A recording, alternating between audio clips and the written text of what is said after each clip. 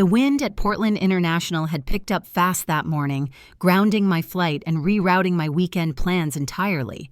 I wasn't supposed to be home until Sunday, but standing on my porch, that Friday afternoon suitcase still in hand, I decided to turn the unexpected return into a quiet surprise. Brendan and Kayla had offered to house it. They'd said it would be good for them, a calm space while their kitchen was under renovation. I imagined them curled up on my couch, maybe a movie playing, maybe laughter. But as I stepped up to the front door and reached for my spare key, I heard voices. I didn't mean to eavesdrop, but what I heard through that crack in the kitchen window made my chest tighten and my breath stop. My son's wife said calmly, almost sweetly, "I've already started putting the drops in her drinks." The sky was heavy when I landed back in Oregon, the air thick with that sticky kind of summer rain. My return was unplanned. The airline had canceled my connection and I didn't feel like spending the night at the airport hotel, so I caught the earliest flight and took a cab straight home. I was even a little excited. It had been a long time since I surprised anyone. I imagined Brendan and Kayla relaxing, maybe cooking dinner together. I smiled at the thought as the cab pulled into the driveway. I didn't announce myself. I wanted to knock and watch their faces light up, but the closer I got to the door, the more something in my chest tugged me to slow down. The window above the sink was cracked open just slightly. A breeze pushed the lace curtain aside just enough for the voices to carry out. Kayla's voice floated clearly. She didn't sound angry. She sounded practical, like she was talking about a new recipe or a trip to the store. She said, "I've already started putting the drops in her drinks. That should start showing symptoms in about a week or so." Brendan didn't answer right away. I heard a long pause. "Then do we really need all that?" "She's forgetful already," Kayla replied. "It has to be documented, otherwise we can't get full guardianship." My hand clenched around the key in my coat pocket. My body felt rooted to the porch ice spreading through my fingertips. Drops in my drinks. Guardianship. I stood there in the soft drizzle, staring at the door I had walked through 1,000 times. But that moment, it didn't feel like my home anymore. If you've ever come back to a place thinking it would comfort you, only to find it turned into something unrecognizable, you'll understand what I felt right then. I swallowed hard, forced a breath, and slowly straightened up. Then I opened the door, smiling like I didn't hear a thing. And so, the performance began. The moment I stepped inside, Kayla turned from the kitchen island with a startled smile. Brendan stood stiff near the fridge, his hand still resting on a half-closed cabinet. They hadn't expected me, that much was clear. I dropped my keys into the bowl by the door like I always did, rolled my suitcase gently across the floor, looked around and said in the most casual voice I could muster, "Flight got canceled." Surprise. Kayla hurried over with open arms. Brendan muttered something about the weather. I leaned into Kayla's hug, and for the first time, I realized how strange it felt to hold someone who had just planned to undo your life. Her perfume was citrus and powder, clean controlled. Dinner was already cooking chicken in the oven, something boiling on the stove. She offered me a glass of warm milk, said it might help after the travel stress. I took it. The glass was smooth, just a little too warm in my hand. I raised it to my lips and let a small sip coat my tongue. It tasted faintly floral, not unpleasant, just off. I smiled again carefully, like I always had around Brendan since he turned 16 and started looking at me with that hard distance in his eyes. "Thank you, sweetheart. That's just what I needed." We sat down together, the three of us. Kayla asked polite questions. Brendan stayed quiet. I answered slowly. Let my words hang a bit longer than usual. I dropped the name of my neighbor when I meant to say the cats. I paused mid-sentence twice, pretending to lose my train of thought. Their eyes flickered toward each other.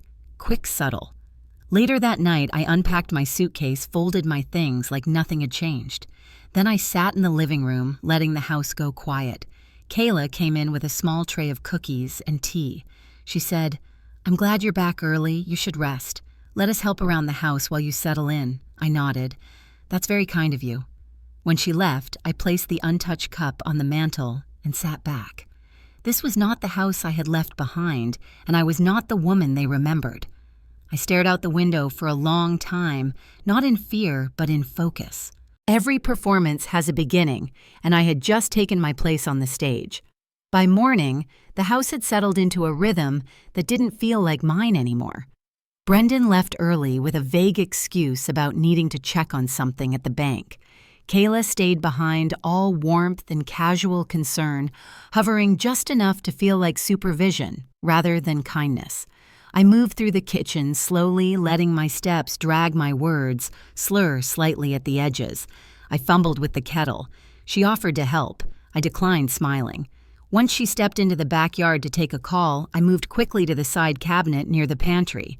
I kept a few old things in there, things from when my husband and I still ran a business together. I slid the top drawer open and reached under the felt lining. My fingers found it easily, a small recorder, dusty but still working. I pocketed it and returned to the table. When Kayla walked back in, I asked if I had taken my blood pressure pills already. She smiled and said, "Yes, I had just half an hour ago."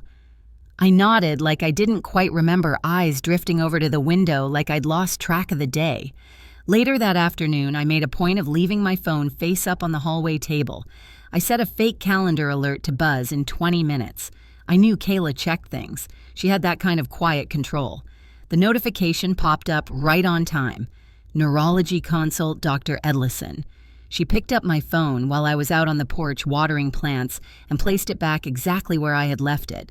But the alert had cleared. I smiled to myself. At dinner, I told Brendan the cat had been hiding all day even though we hadn't had a cat in over a year. He blinked, hesitated, and changed the subject. Kayla watched me closely, eyes narrowing slightly just for a second. I asked her to pass the salt, then called her Julia. I corrected myself a beat too late. She said nothing. That night, I slipped the recorder beneath the cushion of my armchair and left it running as I pretended to nod off in front of the TV. They thought I was asleep. I wasn't. Brendan whispered, "She's slipping. Did you hear her today?" Kayla said, "It's happening faster than I expected. The doctor will back us up if we get the paperwork ready." I let the words settle in my chest like sediment. Heavy, familiar, predictable. Later, I labeled a manila folder and tucked the recorder inside. I added a sticky note that read Day 1, taped it shut, hid it behind the books in my old office closet. In the morning, I made coffee and forgot to put in the filter. I called the garage the garden. I left the fridge open for 20 minutes. Kayla gently suggested I let her handle the groceries from now on. I nodded again, smiling. They were building their case. I was building mine. The performance was no longer just a mask. It had become my second skin. By the end of the week, I had developed a rhythm. I woke up early, shuffled around the kitchen just enough to seem forgetful, then retreated to the garden and spoke to the rose bushes like they were old friends. Brendan and Kayla seemed reassured by it all. They assumed I was fading quickly, and I let them. One morning, I heard Kayla talking on the phone in the sunroom. Her voice was low, but I caught a few words. She mentioned a document waiting for a physician's signature, something about capacity and pre-approval. I stood just out of sight and closed my eyes, willing myself to stay calm. Then I turned away, humming softly as I headed toward the kitchen to boil water I never planned to use. That afternoon, while Kayla was out and Brendan had dozed off in the recliner, I sat at the desk in my old sewing room. I opened the drawer where I kept colored sticky notes and pulled out a small stack. On each one, I wrote short sentences. Some were real, like appointments and grocery lists. Others were thoughts I had overheard, names, phrases, dates. I took a shoebox from the closet, lined it with envelopes, and began placing each sticky note inside its own sleeve. I labeled each envelope by day and sealed them neatly. In the bottom corner, I placed a backup USB drive holding the recordings. Taped beside it, the small recorder that had been running quietly every evening. All of it was going into the archive. That night after dinner, I let the silence stretch longer than usual. Kayla finally broke it by asking if I was feeling okay. I gave her a soft smile and said, "Sometimes I feel like the days all blend together now." She looked satisfied with that answer. Then she added gently that we should talk soon about simplifying some of my affairs, just so things wouldn't become too complicated later. Her tone was sugar-coated, but her eyes were sharp. I nodded, pretending not to grasp the weight of her words. I waited until midnight. In the still of the house, I crept back into the kitchen. I knew Brendan always left his laptop charging by the dining room outlet. I didn't touch it, but I took note of the login screen the insurance company's tab left open and a document labeled guardianship draft visible in the background. The next morning I fumbled. While making toast, dropped the butter, forgot the coffee pot was already full. When Kayla handed me a smoothie she had made, I looked her straight in the eye and thanked her, then sipped it without hesitation. I had hidden the recorder under the base of the flower vase that sat on the table between us. I needed to capture more than just intentions. I needed the way she said things, the slight control in her tone, the way she directed the conversation, always leading it gently toward dependency.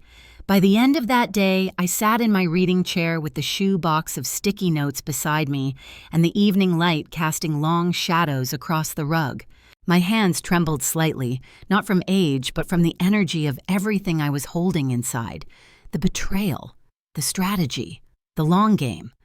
I tucked the box away beneath the cushion and leaned back, feigning fatigue, but my mind remained sharp-focused and far from done. It was a quiet Sunday morning when I found Brendan sitting alone on the back porch, staring out across the yard with a cup of coffee going cold in his hand. He didn't look up when I opened the sliding door. He just gave a slight nod, like he'd been waiting for me. I stepped outside, wrapped in my cardigan, and took the chair across from him. The air was crisp. A faint breeze rustled the leaves in the maple tree. I said nothing at first, just sat there with him, letting the silence stretch until it felt safe to speak. "Your father used to sit here every morning," I said gently. "He liked watching the birds more than the news." Brendan's jaw tightened just a little. He took a sip from his cup and stared straight ahead. "He always thought you'd take over the garden."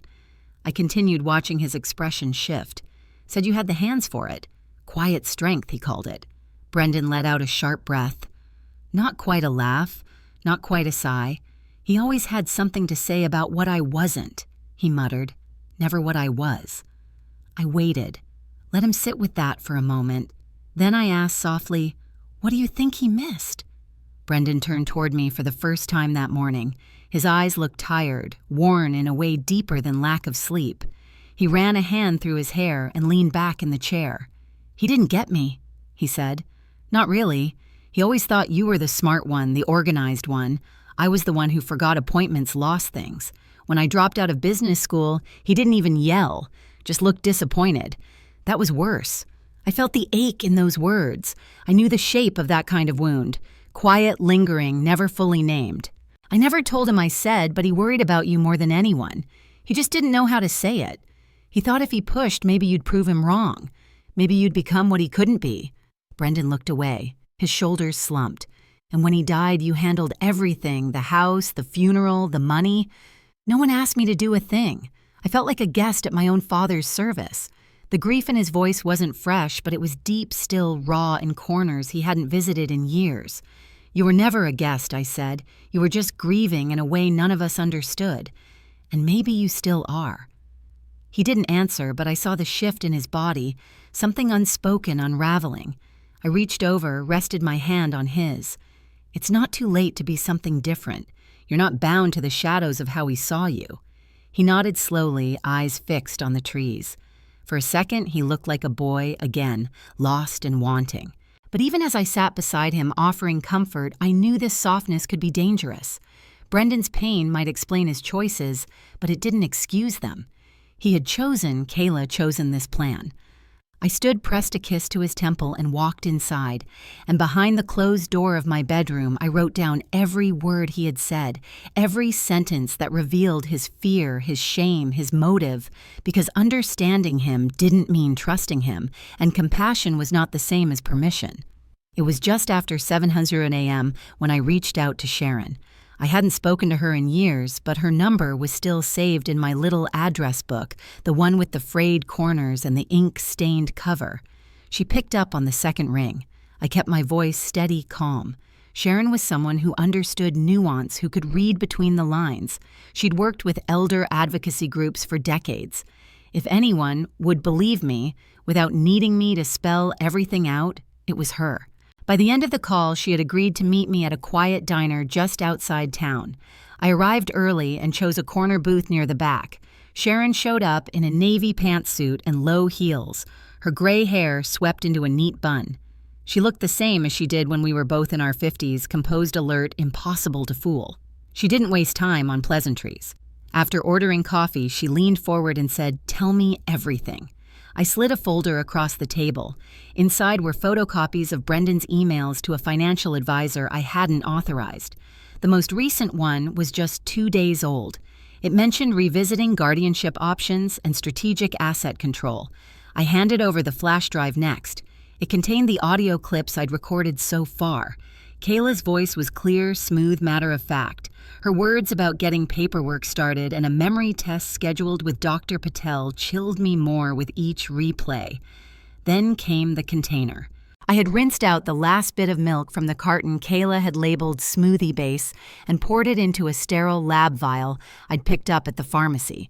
I didn't know what exactly was in it, but Sharon assured me she'd have it tested discreetly. She sifted through the materials, brows furrowed, jaw set. When she looked up, her expression was grave. "Marion, you can't stay there much longer without official legal protection. If they're moving toward guardianship, even small slip-ups could be used against you. You're already ahead, but they won't hesitate to act fast if they feel cornered." I nodded slowly, feeling both validated and unsettled. I wasn't ready to leave just yet. There was more to do, more to uncover, more to confirm. I told her I had backup copies of every file hidden in places Brendan and Kayla would never think to check. I had also removed my medical proxy paperwork from the kitchen drawer and placed it in my bank's safe deposit box. Sharon placed her hand on mine, firm and warm. "You're doing the right thing, but you need to decide what your next move is before they make theirs." We parted with a quiet hug.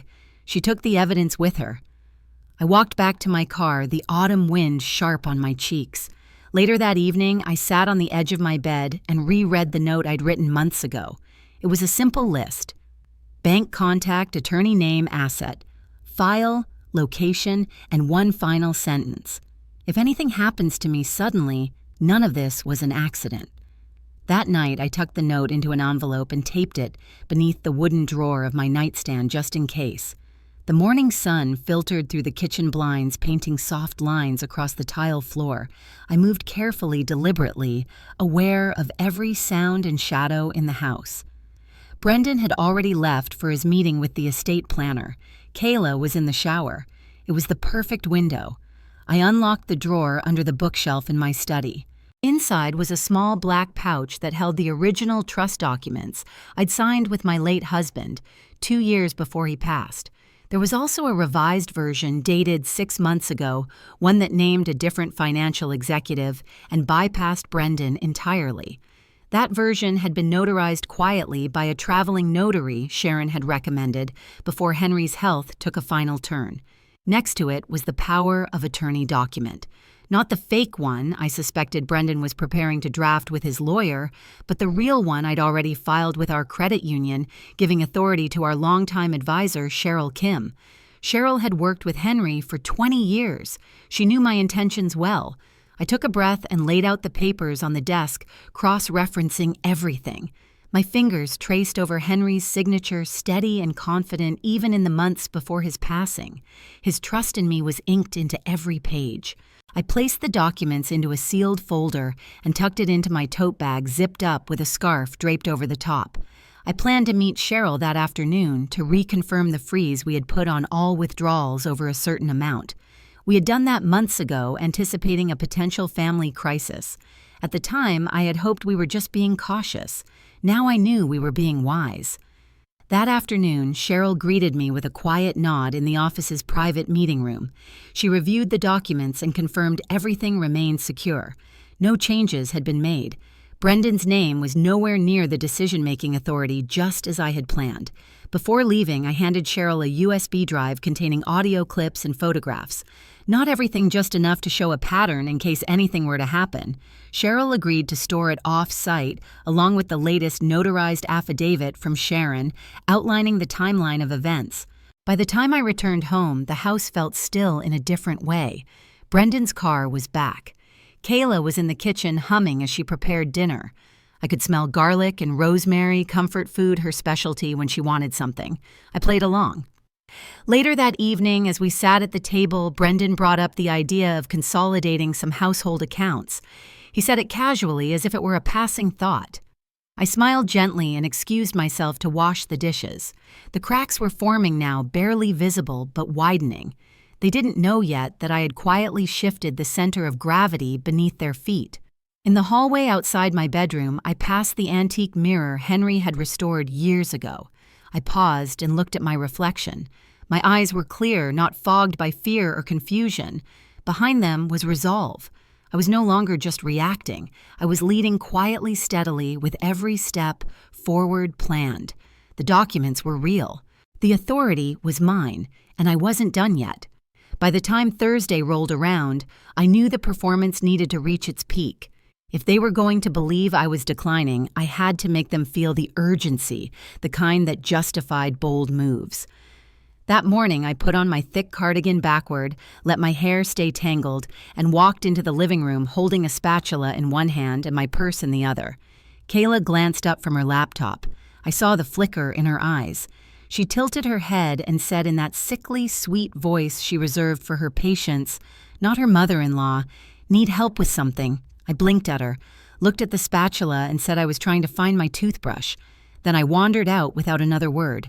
In the backyard, I watered the fake orchid Henry had bought me from a discount shop in Sedona. I spoke to it like it was an old friend. Then I stood there for 10 minutes staring at the neighbor's fence, as if I'd forgotten why I was outside. That night, I forgot the soup was simmering on the stove. It burned. The smell filled the house. Brendan came down with a sharp tone asking what was going on. I stood near the sink, distant, humming an off-key tune from my high school years. I said I thought the dog was barking. We hadn't owned a dog in 20 years. Brendan's frustration was growing. I saw it in the way he paced, the way he kept opening and closing the drawer where he kept the paperwork. And when Kayla found me staring at the family photo wall, tracing my finger along Brendan's baby picture and whispering the wrong name, she quietly sent him a text right there in the hallway. She didn't know I saw. They were ready. That weekend, they brought me a smoothie, the same kind offering all month. I accepted it, took a sip, smiled. Then, when they stepped out, I poured it into the houseplant and rinsed the glass. The audio recorder in my cardigan pocket clicked on as Brendan walked in later that afternoon. He started talking to Kayla about timing, about whether the doctor had responded. She said she'd follow up. She also said clearly, she thinks I'm doing her a favor with those drinks. I filed that one carefully. That evening, I sat in front of the television, pretending to look for a show I had watched just the night before. I laughed at the commercials like they were skits. Then I got up and opened the hall closet, searching for my high school yearbook that I claimed I needed to pack for a dentist appointment. Brendan said I should rest. I told him I was worried I'd forget my name if I didn't hold on to old memories. He sat down slowly, eyes on me. "Maybe we should get someone to help you, Mom, just until things settle." I nodded and said I trusted him. Then just before bedtime, I sat on the edge of my bed and stared at the door. I knew Brendan was listening outside. I began muttering names under my breath, names of nurses from when Henry was sick. Then I called Kayla by one of them. I heard Brendan shift in the hallway. They believed it now. They were certain they were right, but they had no idea they were performing too. And I was the one directing the scene. Every line they spoke was recorded. Every smile I gave was practiced. Every lapse they witnessed was carefully staged. And I wasn't done yet. The curtain hadn't dropped, not even close. It was a Tuesday morning when Brendan placed a manila folder on the kitchen table. He didn't say much, just that it was time we got some things in order. I was stirring oatmeal absent-mindedly, letting the wooden spoon scrape the bottom of the pot in a rhythm that had started to comfort me. The air was thick with silence. He tapped the folder twice, then slid it closer to me. I glanced down, but didn't open it. He poured himself a cup of coffee and stood behind me as if waiting for a signature, not a conversation. I could feel the weight of it all pressing into the room. The unsaid truths, the falsified worries, the plans they believed I didn't see. I took the folder upstairs. My hands trembled slightly, just enough for him to notice. That was important. I sat on the bed, pretending to struggle with the tab. Once the door clicked shut behind me, I took a deep breath, pulled on my reading glasses, and opened the folder. Inside were several neatly clipped documents. The first was labeled Durable Power of Attorney. The next, a financial guardianship request. Both had highlighted sections where I was expected to sign. They were dated a few days ago, and Kayla's name appeared on the witness line of two of them. A sticky note in Brendan's handwriting said something like, "Get Mom's signature by this week, lawyer needs it for final filing." There was no hesitation left in me. I pulled out my phone, opened the secure recording app, and snapped photos of every page. Then I opened the nightstand drawer and pulled out a small brown envelope I'd tucked away 2 weeks earlier. I slid the documents inside, sealed it, and placed it under the lining of my old jewelry box, the one Brendan had always thought was empty since I stopped wearing rings after Henry passed. I called Sharon that afternoon from the pharmacy parking lot. I told her I had something that couldn't wait. We met in her office after hours. I handed her the envelope and showed her the folder Brendan had given me. She read in silence, flipping pages, her jaw tightening with every new sheet. Then she looked at me with that familiar calm I remembered from our college years, before life turned us into shadows of ourselves. She told me carefully that if I had signed those papers, I would have been giving Brendan the ability to move all assets, lock medical decisions, even sell the house. It would have made me legally dependent. No court hearing, no appeal. I sat still listening. The room suddenly felt cold, like every ounce of love I had poured into raising that boy had curdled into something I couldn't name. I handed her the backup drive with the recordings.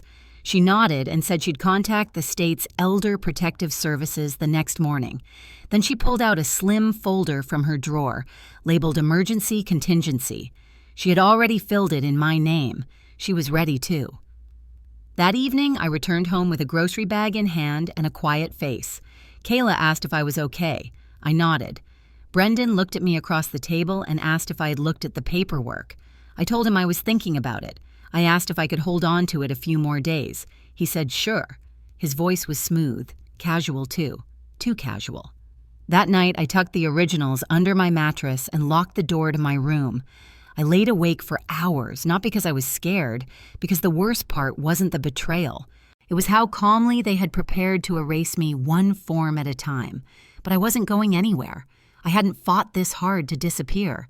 And tomorrow, they would begin to learn what it meant to cross a woman who hadn't forgotten who she was.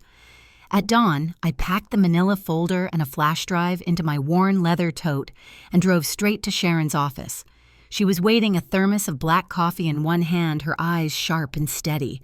Her office felt warmer than usual, the kind of warmth that signals you're no longer alone in the fight. She didn't waste time. The moment I handed over the drive with the recordings and photos, she pulled up the State Elder Protection portal and began a formal submission. She clicked through the screens with quiet urgency. Audio files, transcripts, scanned paperwork. All of it uploaded under the classification of suspected financial coercion and undue influence. She printed out the confirmation receipt, handed me a copy, and placed the rest in a secure envelope marked for the oversight board. Her fingers tapped the envelope like punctuation at the end of a long sentence. Then she looked at me and said we needed to make one more move. I nodded. We were readier. I called Mr. Kavanaugh, my financial advisor, for over a decade and asked to meet in person. He cleared his schedule that morning. I drove across town to his modest office above a bakery that always smelled like cinnamon. We sat across from each other in the quiet. I told him it was time to activate the secondary account and finalize the beneficiary shift we had discussed months ago. No more delays. He didn't ask why. He simply nodded, pulled up the secure forms, and walked me through the final steps. I transferred full control of my estate into a revocable trust managed solely by Kavanaugh and an outside legal trustee with no power of adjustment held by Brendan or Kayla. I asked him to begin the reallocation process immediately, moving accounts, updating property rights, revising healthcare proxies. It was all signed and notarized by noon. Meanwhile, Sharon had drafted a formal cease and desist warning. It would be sent to Brendan and Kayla via courier. Inside was a brief but firm statement. The household was now being monitored by state oversight, and any continued pursuit of guardianship could be interpreted as legal harassment. Before I left her office, Sharon handed me a sealed white envelope. Her eyes lingered on mine for a second longer than usual. This, she said, was our final layer. Later that evening, I placed that envelope on the mantel in plain view. It looked ordinary, unremarkable, but if Brendan or Kayla ever opened it, they'd find a notarized affidavit listing every suspicious event over the past 3 months backed by timestamps, recordings, and signatures. It wasn't just a document. It was a boundary, and it was my warning without a single word spoken aloud. I kept up the act for 2 more days. I shuffled slowly around the kitchen, let Kayla guide me to the table like a nursemaid. I even let Brendan remind me of my own bank pins, pretending to forget. But I watched, I listened, and I waited. On the 3rd night, I heard Kayla on the phone whispering again in the laundry room. I stepped closer to the hallway, silent in my socks. She was telling someone about expedited processing. I caught fragments, something about Brendan needing me to be cooperative within the week. Her voice lowered when she said, "We've already sent the documents. The rest depends on how confused she seems." My breath caught, but I didn't cry. I walked back to my room, shut the door gently, and opened my laptop. In the draft folder sat a press release. Sharon's daughter had prepared. She was a journalist for a mid-tier investigative magazine. If I hit send, it would go live in 48 hours. Names, patterns, national statistics on guardianship fraud with my story woven right through it. I didn't send it. Not yet. Because tomorrow I would see what they did once the envelope was opened. The warnings made real and the walls began to close in. The time for silence had ended. I just wanted them to hear the first crack themselves from inside the house. I was in the garden that morning pretending not to notice how Brendan had started watching me more closely, how Kayla stood near every doorway a little too long. There was a quiet tension in the house, the kind that curls at the edges of a smile. I could feel it in my bones. The sealed envelope on the mantel had vanished. Someone had opened it. Someone had read it.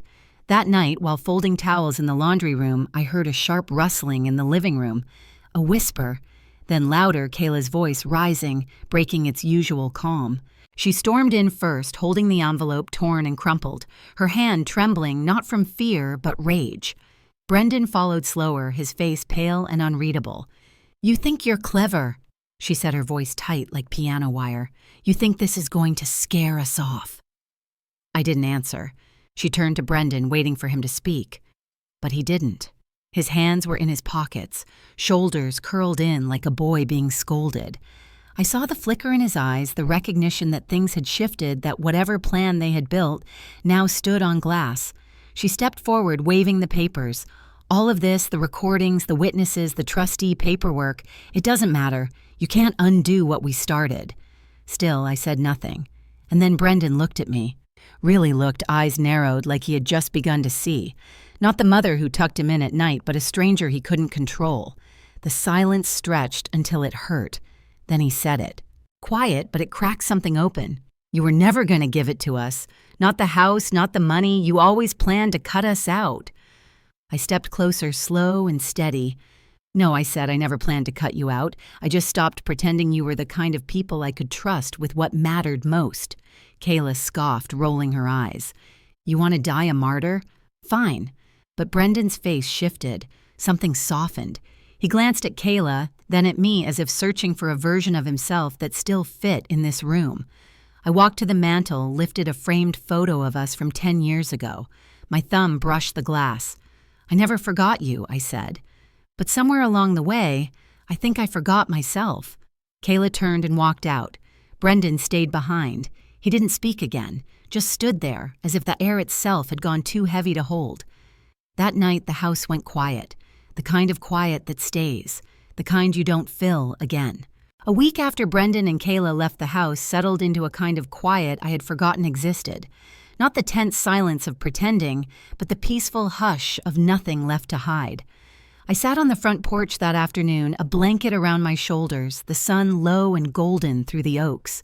A breeze carried the scent of rosemary from the garden, and for the first time in months, I let myself exhale fully. I wasn't waiting anymore. Brendan hadn't left a note. No apology, just an emptied closet and a front door that didn't close quite right behind him. Kayla had taken most of her things, too. The photos on the walls remained, but their frames now felt like evidence, not memories. A silver SUV pulled into the driveway. 3 young women stepped out, holding clipboards and canvas tote bags. Their jackets had the crest of the University Medical Center. I stood smoothing my cardigan and met them halfway. They had come on behalf of a new outreach program, the first initiative launched through the Ellsworth Fund for Elder Justice. My late husband's name now tied to something that mattered. The young woman with dark curls handed me a folder. She thanked me for helping fund their first round of training sessions for making room in the world for stories like mine. She didn't know the whole story, but she knew enough. I walked them through the garden, showed them where the irrigation needed repair, where the porch light flickered. We laughed. They asked for stories, and I gave them 1 or 2 just enough. Later, as the sun dipped lower, I sat back in the rocking chair. A gentle quiet settled over me. Not loneliness, not regret, just space. Brendan would not inherit the estate. That choice had been made long before he realized it. I had transferred everything house savings investments into the fund 6 months prior, quietly, legally, intentionally. He had always thought he was playing a game of strategy, but I had stopped playing long ago. Now my story had a new home. Not in courtrooms or newspaper headlines, but in the hands of the next generation, in whispered warnings, in stronger women with clearer eyes. If you've ever felt pushed aside, unheard, or betrayed by the ones closest to you, I hope Marion's quiet strength spoke to something deep inside you. Sometimes justice doesn't come with a bang. It comes with a whisper, a boundary drawn, a legacy redefined. If this story moved you or reminded you of someone you know, feel free to share your thoughts. Your voice matters. Your story matters. And somewhere, another woman is listening, waiting for the courage to begin her